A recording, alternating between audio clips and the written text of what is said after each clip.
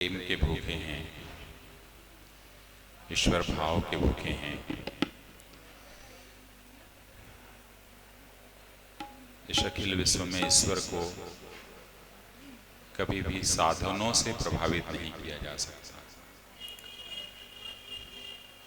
ईश्वर कदापि साधनों के विषय नहीं है। सामग्रियों के समर्पण और अर्पण से ईश्वर प्रसन्न हो यह आवश्यक नहीं है। ईश्वर को भाव अर्पित करना चाहिए।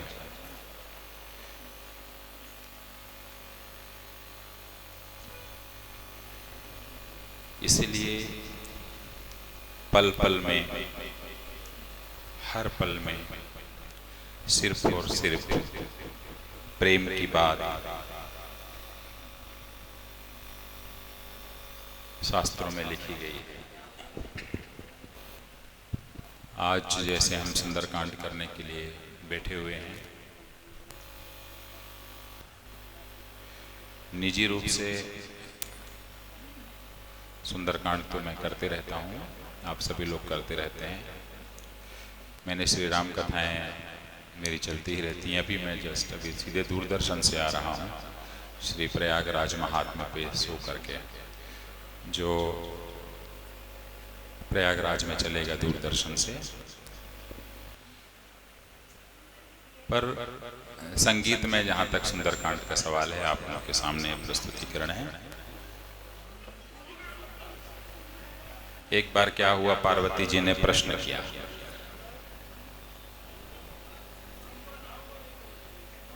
पार्वती जी ने यह प्रश्न किया, क्या हुआ? हाँ, क्या समझ में नहीं आ तो रहा है मुझे आवाज, चलना यार।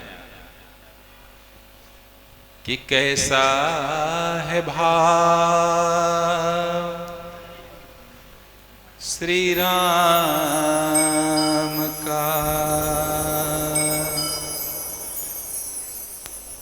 कैसा है भाव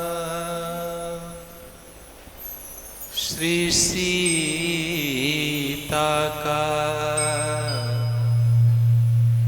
दोनों में क्या कोई भेद प्रभु, कैसा है भाव। आवाज थोड़ा कम भी कर सकते हो। सम्मान का,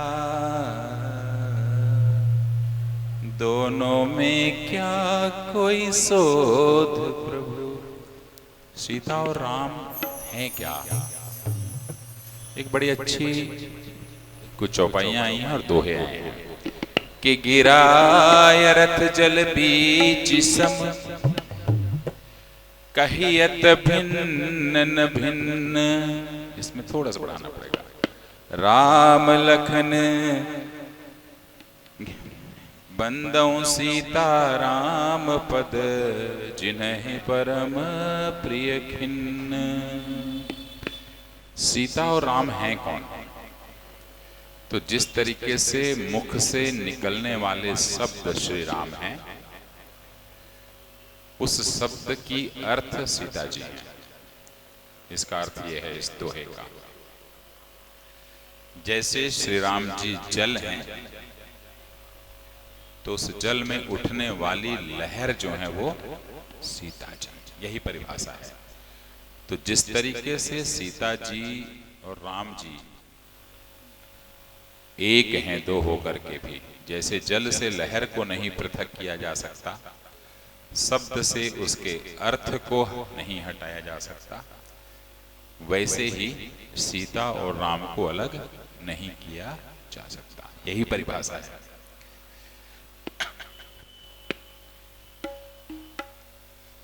एक परिभाषा और आई कि सानुज सीय समेत प्रभु,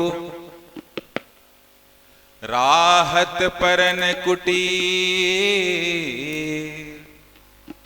भगति ज्ञान वैराग्य जनु, सोहत धरे शरीर। ये दूसरी परिभाषा आई है सीताराम जी को लेके। सीता जी भक्ति हैं राम जी ज्ञान है और लक्ष्मण जी वैराग्य हैं। ये कोई नाम नहीं है उस दृष्टिकोण से। एक ज्ञान है, एक भक्ति है और एक वैराग्य है। एक तीसरा अर्थ और आया। कहां चला जा रहा है? क्या प्रॉब्लम आ रही है इसको? कि आगे राम लखन बन पाछे, तापस बेस विराजत काछे, उभय बीच सिय सोहति कैसे, ब्रह्म जीव बिच माया जैसे। यहां यह परिभाषा की गई कि राघवेंद्र सरकार ब्रह्म हैं जो आगे आगे चलते हैं, उनके पीछे सीता जी चलती हैं जो माया है, और उनके पीछे लक्ष्मण जी चलते हैं जो जीव हैं। जीव हैं, इसलिए सीता जी के चरण के ऊपर अपना चरण पूरे वनवास की यात्रा में नहीं रखे कि जीव को माया से बचने की कोशिश करना चाहिए, और इसी माया के पीछे पूरी दुनिया लगी रहती है। इसी माया का अपहरण करके रावण लंका ले जाता है। सुंदरकांड आया ही इसीलिए कि माया का या माया को अपहरण करके नहीं पाया जा सकता, जबरदस्ती नहीं पाया जा सकता। माया को वर्ण से पाया जा सकता है, जितनी जरूरत है उससे पाया जा सकता है। अपहरण करते रहोगे छल से, द्वंद्व से, तो आपके पास टिकने वाली नहीं है। इसीलिए आगे बोलते हैं ना कि चोर का माल चंडाला है, ये इसीलिए आता है। हर चीज यहां पर लिखी हुई है। श्री रामचरितमानस में 7 कांड हैं। 7 कांडों में बाल कांड है, बाल कांड है, बचपना सहजता का कांड है, सरलता का कांड है। हर परिवार में बच्चे होते हैं, बचपना सहज होता है। श्री राघव सरकार का बचपना भी अन्य बच्चे जो रहते हैं सहज ही है, वहाँ कोई समस्या नहीं है। जब बच्चों का विवाह हो जाता है, बच्चे होने लगते हैं उनके, कोई दादा बनने लगता है, कोई नाना बनने लगता है। विवाह के बाद में अनेकानेक घर परिवार में वैमनस्यता पैदा होती है, संपत्ति को लेकर के और भी अन्य चीज़ों को लेकर, अपने अपने हितों को लेकर के। तो अयोध्या कांड पारिवारिक संघर्ष का कांड है। परिवार में संघर्ष पैदा होता है कि भरत राजा बन जाएं, राम जी ना बनने पाए। और जब वहाँ पर भाइयों के बीच में भरत और राम जी जैसे यदि भाई मिल जाएं, भाइयों का प्रेम हो जाएगा, तो पारिवारिक संघर्ष फिर समाप्त होता है, बढ़ नहीं पाता। इसका प्रमाण है अयोध्या कांड। आगे आता है अरण्य कांड, अर्थात अरण्य माने जंगल। जंगल में यदि रात को हम सबको छोड़ दिया जाए, दिन में छोड़ दिया जाए अकेले, तो भयभीत हो जाएगा आदमी। कहाँ से निकलेगा रास्ता? शेर तो नहीं मिलेगा, सर्प तो नहीं मिलेगा, जंगली जानवर तो नहीं मिलेंगे। तो अरण्य जंगल क्या है? समस्या है। मन सबसे बड़ी समस्या है, मन ही जंगल है। तो मन को जीतने का कांड है अरण्य कांड। अनेकानेक परिभाषाएं हैं, सामान्य रूप से सुंदर कांड में प्रवेश करना है इसलिए कह रहा हूं। चौथा है किष्किंधा कांड। किष्किंधा कांड है संघर्ष का कांड। किष्किंधा कांड में हर व्यक्ति देखिए संघर्ष कर रहा है, हर आदमी संघर्ष कर रहा है। बाली संघर्ष कर रहा है कि कैसे सुग्रीव को मार डालूं। सुग्रीव संघर्ष कर रहा है कि कैसे बाली को समाप्त करके अपनी पत्नी रोमा को ले लूं। अंगद चाचा और पिता की लड़ाई से परेशान है। हनुमान जी परेशान है कि कब राम आएंगे तो मुलाकात हो जाएगी और कैसे सुग्रीव को मैं राजा बनाऊं। राम जी परेशान है कि सीता जी कैसे मिलेंगे। लक्ष्मण जी परेशान है कि मेरे भाई इतने रो रहे हैं, सीता सीता सीता सीता।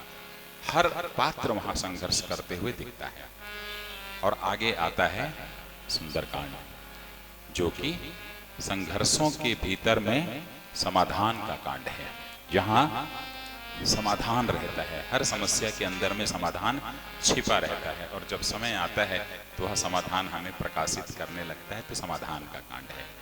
इसीलिए श्री रामचरितमानस में जितने भी कांड हैं, आप देखिए, बाल कांड बचपने से संबंधित है, अयोध्या कांड स्थान से संबंधित है, अरण्य कांड स्थान से संबंधित है, किष्किंधा कांड स्थान से संबंधित है, लंका कांड स्थान से संबंधित है, उत्तर कांड स्थान दिशा से संबंधित है, पर एकमात्र कांड है सुंदर कांड, जो कि विशेषण से संबंधित है, विशेषता से संबंधित है। क्या कारण है कि इसे सिर्फ विशेषता, इसे भी कोई नाम दिया जा सकता था, कोई स्थान दिया जा सकता था, परंतु ऐसा नहीं हुआ, क्योंकि यह वास्तव में सुंदर कांड है।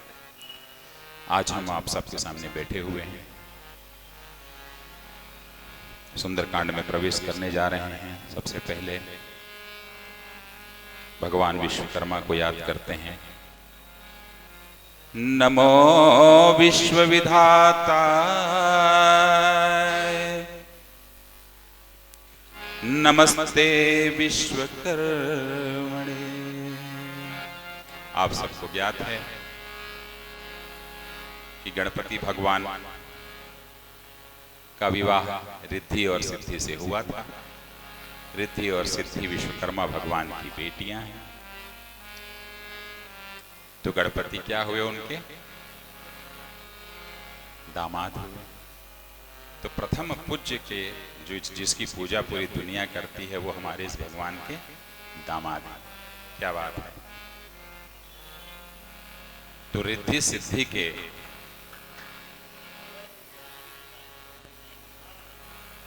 तो रिद्धि सिद्धि गणपति की पत्नी रही, और चाहे लक्ष्मी जी की आरती हो, चाहे अनेक आरतियां हैं जिसमें हर व्यक्ति मांग करता है, डिमांड करता है कि रिद्धि और सिद्धि मुझे चाहिए।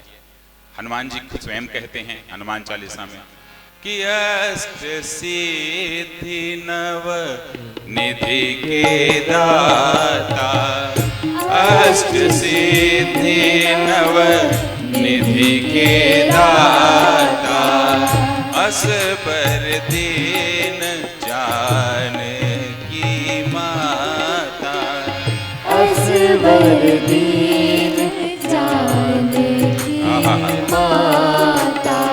विश्वकर्मा जी की दो बेटियां और थी। एक का नाम था प्रियंवदा, एक का नाम क्या था?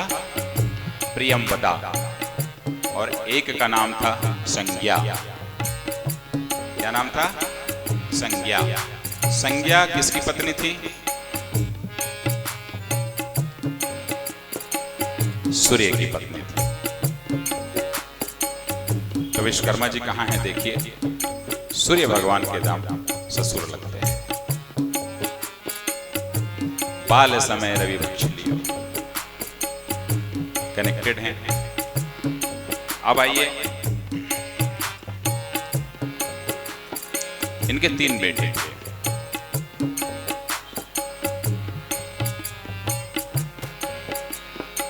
दो महान गुरु हुए हिंदू समाज में। एक हुए शुक्राचार्य, जो असुरों के गुरु थे, रावण के गुरु थे, बलि के गुरु थे, जितने भी असुर थे, निशाचर थे, उनके गुरु थे शुक्राचार्य। और देवताओं के गुरु कौन थे? बृहस्पति जी। कौन थे? और बृहस्पति जी किनके बेटे थे? अष्ट सिद्धि इनके बेटे थे, विश्वकर्मा जी के बेटे। कौन थे? विश्वकर्मा जी के पुत्र थे बृहस्पति, जो समस्त देवताओं के गुरु हैं, वो इनके बेटे हैं। इतना ही नहीं, भगवान राम लंका तक पहुंच ही नहीं पाते यदि इनके पुत्र न होते। नल नील ने प्रस्तर डले, जहां राम नाम था वंदिता। नल नील ने प्रस्तर डले, जहां राम नाम वंदिता। ये राम का ही प्रभाव था, पत्थर जहाँ था तेरे ताप, पत्थर जहाँ था तेरे ताप। मेरी जो श्री राम कथाएं होती हैं, मैं हिंदू समाज से अनुरोध यही करता हूँ, अपने बच्चों को बताएं कि ताजमहल जाने की जरूरत नहीं है, कब्र देखने की जरूरत नहीं है, मकबरा देखने की जरूरत नहीं है। क्या मुमताज के कब्र को देखने जाते हो, प्रेम की निशानी है कहते हो। बच्चों को यह संस्कार दीजिए, यदि प्रेम को देखना है तो वृंदावन जाएं, राधा कृष्ण के रज रज को महसूस करें और नलनील द्वारा बनाए गए उस राम सेतु को देखें जो विश्वकर्मा जी को समर्पित है। ये ताज और मुमताज के अस्तित्व को है नकारना, ये ताज और मुमताज के अस्तित्व को है नकारना।